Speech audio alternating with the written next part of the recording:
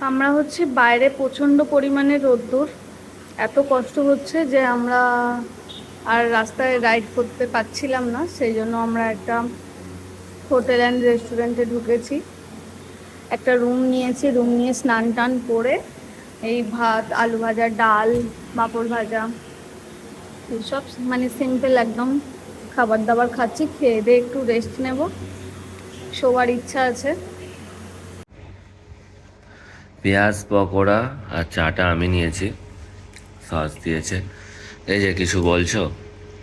আমি এখানে অলরেডি খেতে শুরু করে দিয়েছি। আমরা এখানে আজকে থেকে গেছি।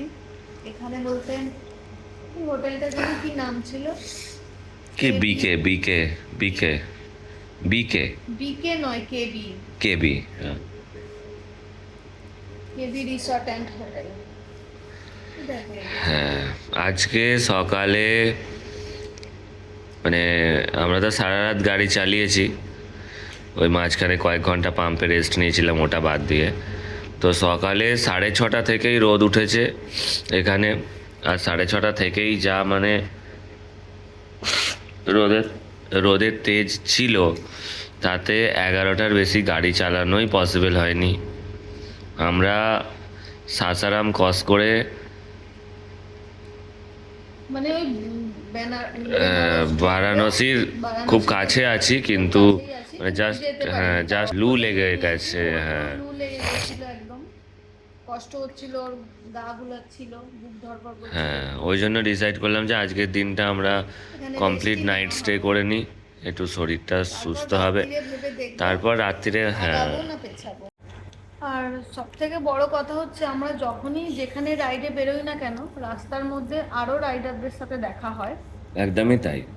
আমরা যে কাল বিকাল থেকে বেরিয়েছি, সকাল 11টা পর্যন্ত যে রাইড করেছি, কারোর সাথে দেখা হয়নি, কাউকে দেখতে পাইনি।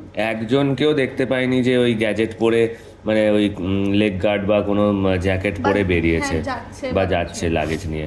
রাইড করার জন্য কাউকে দেখতে পাইনি। কিন্তু এই মুহূর্তে কিন্তু সবাই লাদাখ যাচ্ছে। হ্যাঁ।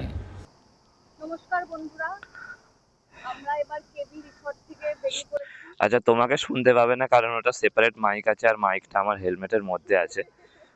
তো ইন্ট্রো দিতে যাচ্ছিল। তো আমরা কেবি রিসর্টে ছিলাম, এখান থেকে আমরা বেরিয়ে যাচ্ছি। আর এখানে প্রচণ্ড গরম। চলো, আমরা একটা দিন ভালো একটা দিন এখানে আমরা রেস্ট করতে বাধ্য হয়েছি, কারণ চলো রাস্তায় যেতে যেতে বলছি সবটা পুরোটা। আগে হাইওয়েতে উঠি। অনেক রিসর্ট বা অনেক পাবে, তবে আমি বলবো যখনই অসুবিধা হবে, আহ, নিজেকে কষ্ট না দিয়ে আমার মনে হয় রেস্ট করে যাওয়াটাই ভালো। আমরা এখানে প্রায় পুরো একদিন 1.5 দিন ছিলাম। কালকে সকাল 11টায় এসেছিলাম, আর আজকে প্রায় কটা বাজে এখন, 6টা 44। তো 6টা 44 আমরা বেরোচ্ছি, 7টা বাজতে কিছুক্ষণ বাকি আছে।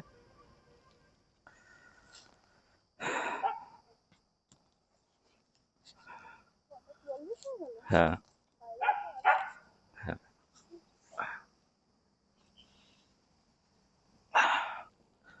তো আবার ফাইনালি গাড়ির ওপর চেপে বসলাম। অনেকটা সময় আমরা হোটেলে কাটিয়েছি। চলো বসে পড়ো। আর হাইওয়ে থেকে হোটেলটা একদমই কাছে।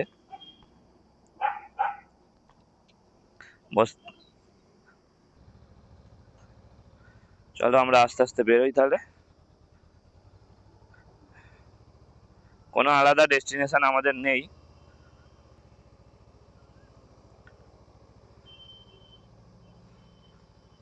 এই হোটেলের সামনেটা প্রচন্ড বালি বালি, তো আমাদের সাবধানে উঠতে হবে।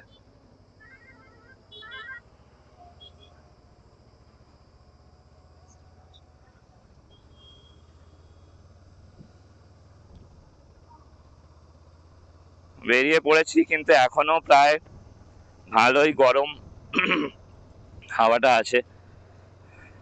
তো আমাদের অ্যাকচুয়ালি সত্যি কথা বলতে শরীরটা একটু ভালো লাগছিল না, যার জন্য আমরা এখানে একটা এক্সট্রা দিন ওয়েট করে গেছিলাম।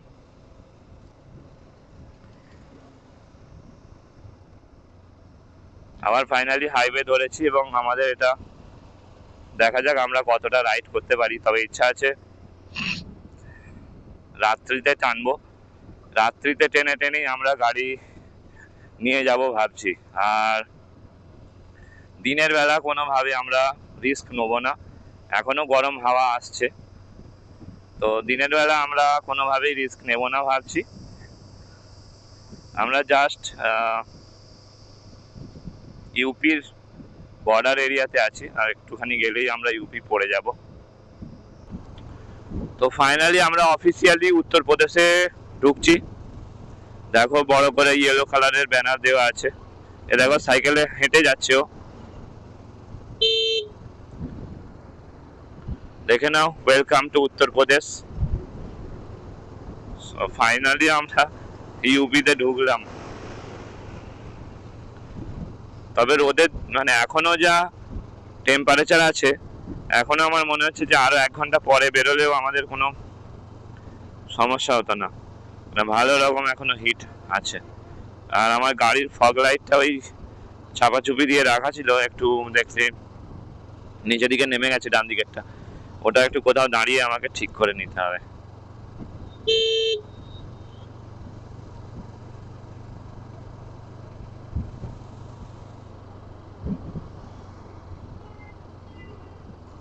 তবে আমি কিন্তু কোনো ডেস্টিনেশন রেখে গাড়ি চালাচ্ছি না, নো ডেস্টিনেশন,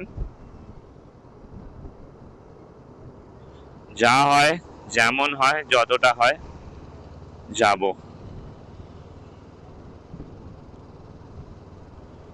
শুধু ঠাকুর ঠাকুর করে শরীরটা যেন ঠিক থাকে, শরীরটা ঠিক থাকলেই হবে। আগের বার যখন এসেছিলাম ইউপিতে এত লরি দেখেছিলাম সন্ধ্যের টাইমটা, এই টাইমটা দিয়ে আগের বারও মনে হয় ইউপিতে ঢুকেছিলাম, না আর একটু আগে হয়তো। আশা করছি ইউপি আমাকে ভালো রোড দেবে সারা রাত, এটা আমার এক্সপেকটেশন ইউপির কাছ থেকে। ওখানে একটা পেট্রোল পাম্প দেখলাম আগে, মানে প্রচুর লাইন, মানে প্রচুর লাইন পাম্পটায়। এই সন্ধ্যের টাইমটা সব যত ট্রাক আছে সবাই রিফিউলিং করছে, সারা রাত টানবে ওরা। তো আমাদের যেটা প্ল্যান ছিল ওটা আমি আরেকটু রাস্তাটা খালি হলে বলবো। এখনো সামনে অনেকগুলো গাড়ি যাচ্ছে, অনেকটা বাইকের আওয়াজ শুনতে পাচ্ছি, বাইক দেখতে পাচ্ছি না। ওকে, আমার পাশেই আছে।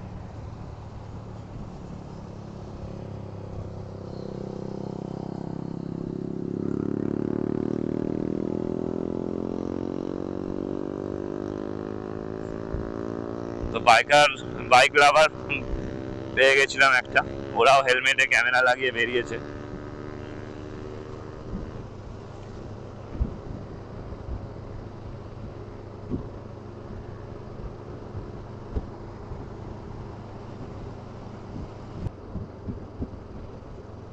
বিশাল বড় আইওসিএল আর বিপিসিএল এর পরপর পাম্প।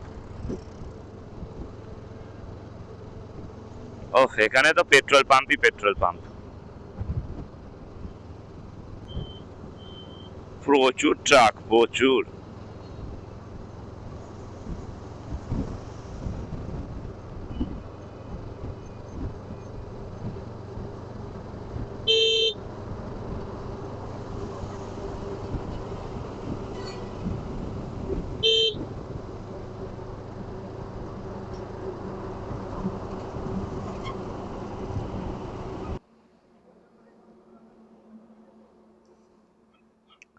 এর ব্যাটারি ড্রেন হয়ে গেছে, কখনো অন করে ভুলে গেছি।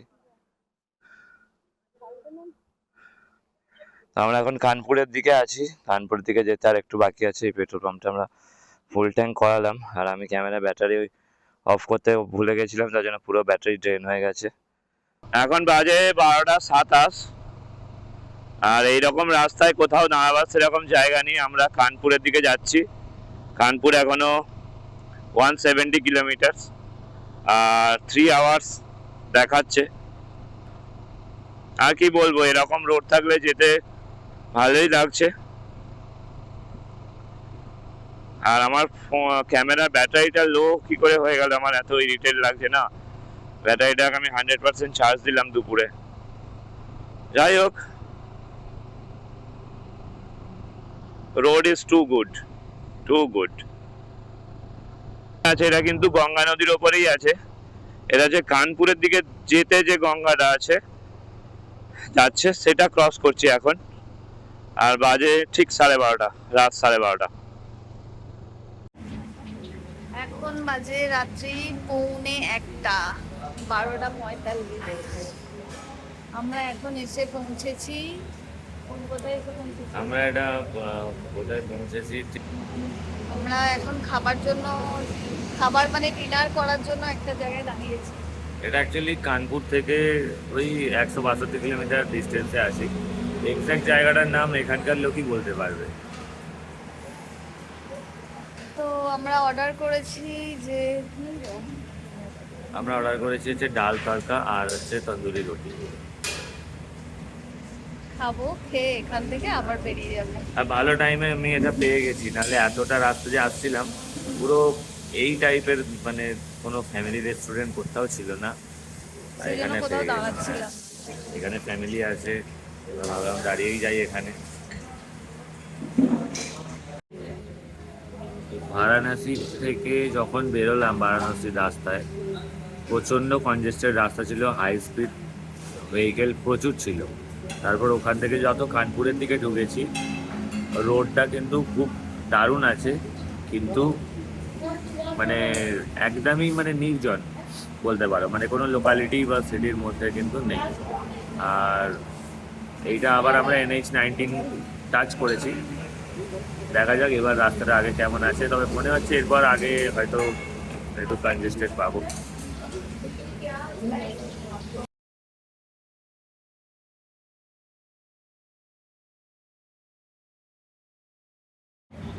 আগে খাই না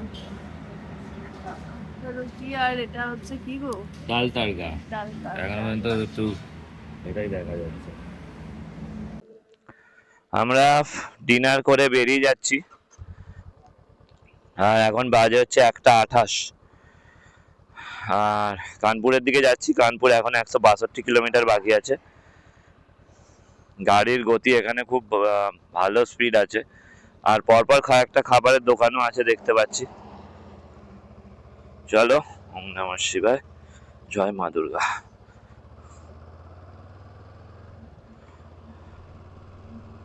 এখানে প্রচুর ধাবা আছে, অনেকে ফ্যামিলি, ওখানটা পুরো ফ্যামিলি ছিল বলে আমি আরো নামলাম। আর ফ্যামিলি ছিল ওই জন্য আরো নামলাম। আমাদের ডিনারটা ঠিকঠাক হয়ে গেল। আর এখন মনে হচ্ছে খেয়ে আমি একটু পেট ভারী করে ফেলেছি। চলো আমাদের সাথে থাকো, দেখতে থাকো আমাদের গল্প। যদিও আমাদের সেরকম ভিউ পড়ে না, তাই আমি এগুলোকে পরবর্তীকালে আমাদের নিজেদের মেমোরি হিসাবে রাখার জন্যই ভিডিওগুলো করি, যাতে পরে গিয়ে দেখবো যে কেমন কি হয়েছে।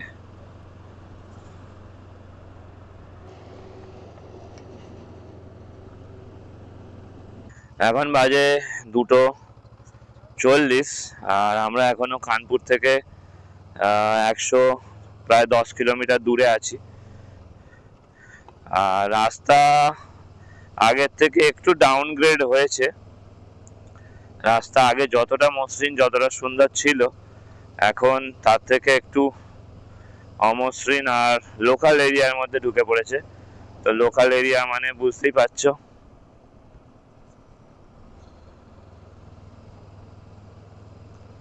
আর গাড়িগুলো এখানে যাচ্ছেও বিশাল স্পিডে, মানে এত স্পিডে বলার মতো না। সকালের দিকটা অনেকটা ঠান্ডা ঠান্ডা ওয়েদার হয়ে গেছে এতক্ষণে, মানে এখন মুখে চোখে জল দিলে ঠান্ডা লাগছে। আর যখন বেরিয়েছিলাম তখন মুখে চোখে জল দিলে মনে হচ্ছিল যে ওহ কি আরাম। এখন কিন্তু ঠিক তার অপোজিট হয়ে গেছে। আর 108 কিলোমিটার বাকি আছে। আর একটা না পিক আপটা আমার ধরে থাকতে একটু কষ্টই হচ্ছে, মানে হাতের কনুইয়ের কাজটা একটু লাগছে একটা না পিক আপটা টেনে থাকতে। আমার জানতে ইচ্ছে করে যে ইলেকট্রিক কি বলবো, মানে থ্রটল, যেটা ওই থ্রটল গুলো কি একই রকম ভাবে পুল করে রাখতে হয় নাকি ওগুলো আপাতত লোকাল এরিয়ার মধ্যে যাচ্ছি, একটু কুকুর ছাগল মানে মনের মধ্যে আসছে যে রাস্তার মধ্যে চলে না আসে সেগুলো, সেই হিসাবেই একটু দেখতে দেখতে স্পিড কমিয়েছি একটু। সঙ্গে থাকো, এখনো আমরা আরো ঘন্টা দুয়েক তিনেক আমরা টানবো গাড়ি। বাজে 3টে, আমরা কানপুর থেকে এখনো 95 কিলোমিটার দূরে আছি।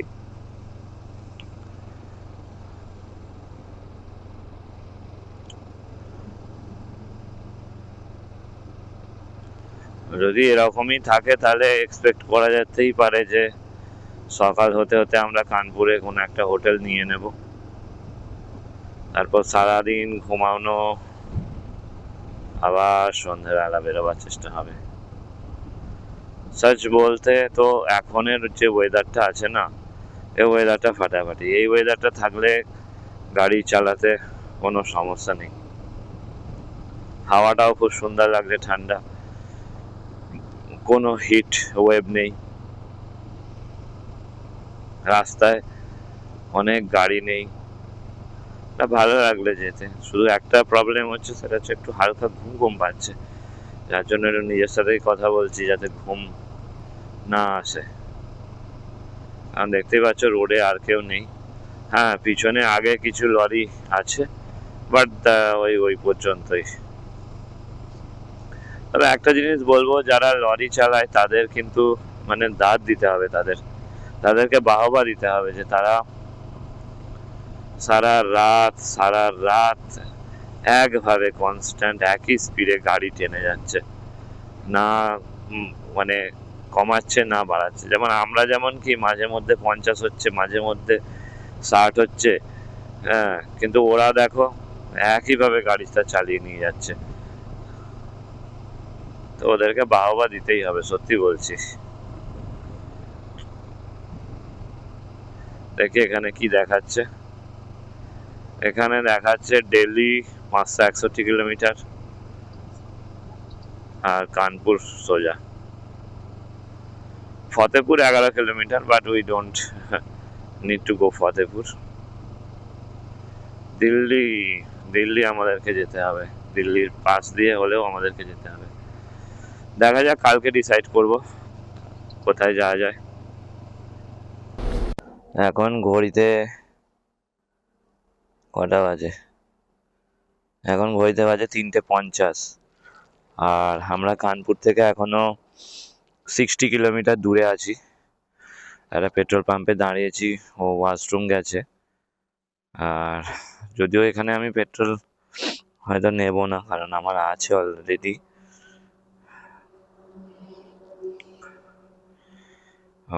পুরো রাতটা গাড়ি চালিয়েছি, শুধু ওইখানে কিছুক্ষণ খাওয়া দাওয়ার জন্য দাঁড়িয়েছি। খাওয়া দাওয়াটা করে ঘুম পাচ্ছিল, ওই জন্য নিজের সাথে নিজে কথা বলছিলাম।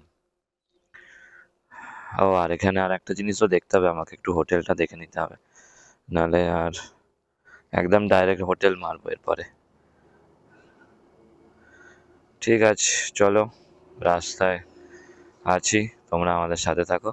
ওখানটা করে যখন গাড়িটা ঘোরাচ্ছিলাম একটা ময়ূর ডাকছিল, কিন্তু অন্ধকারে আর কি ময়ূর দেখবো বলো। Good morning. আমরা কানপুর পার করেছি, কিন্তু কানপুর পার করতে গিয়ে যে ফ্লাইওভারটা ধরেছি বা যে বাইপাসটা ধরেছি, সেটা এখনো উপর দিয়েই যাচ্ছে, আর এটা যতক্ষণ না নামছে আমরা হোটেল নিতে পারছি না। সো আমরা চালিয়ে এগিয়ে যাচ্ছি। কানপুর সিটির মধ্যে ঢোকার ইচ্ছা নেই, তাই আমরা এগিয়ে গিয়ে যেখানে আমরা রুম পাবো সেখানেই রুম নিয়ে নেব। আর ফ্লাইওভারটা বিশাল বড়, প্রায় অলমোস্ট 17 to 18 কিলোমিটার তো অলরেডি হয়ে গেছে। এখনো বেশ খানিকটা আছে, এখনো প্রায় 4 কিলোমিটার তো হবেই যতটা আছে।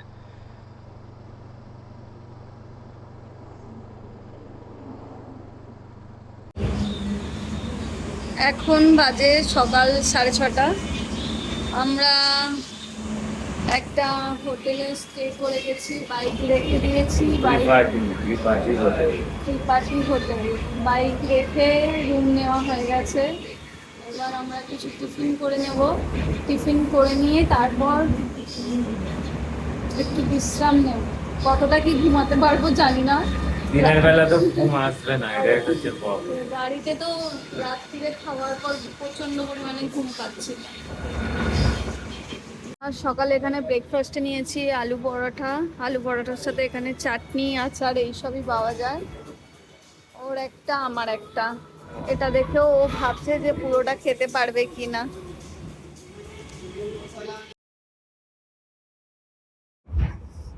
আমরা তো সকালে তখন রুমের মধ্যে ঘুমিয়ে পড়েছিলাম, ঘুম থেকে উঠে তারপর আবার স্নান টান করে ফ্রেশ হয়ে এই এখন বাজে 12:30।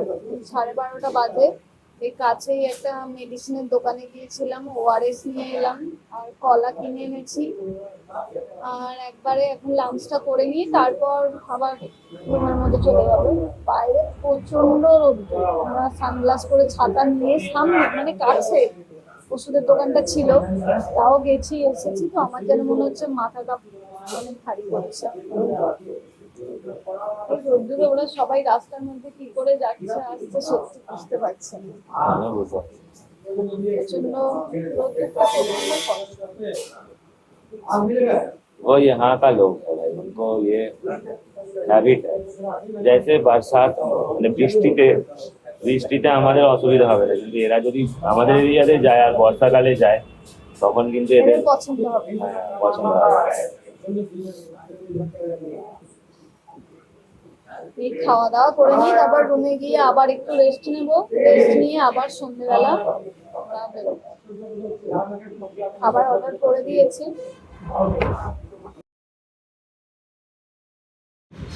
আমাদের দুপুরের লাঞ্চ চলে এসেছে, রাইস আছে, ডাল আছে আর মিক্স ভেজ আছে। ঠান্ডা মাথায় ভালো করে খাওয়া দাওয়া করে নাও। কি গো তুমি একটু টক দই খাও না? তুমি তো টক দই খেতে পারো ভাত দিয়ে। টক দই নয় তো প্যাকেট দই। ওটাও তো টক দই নাকি?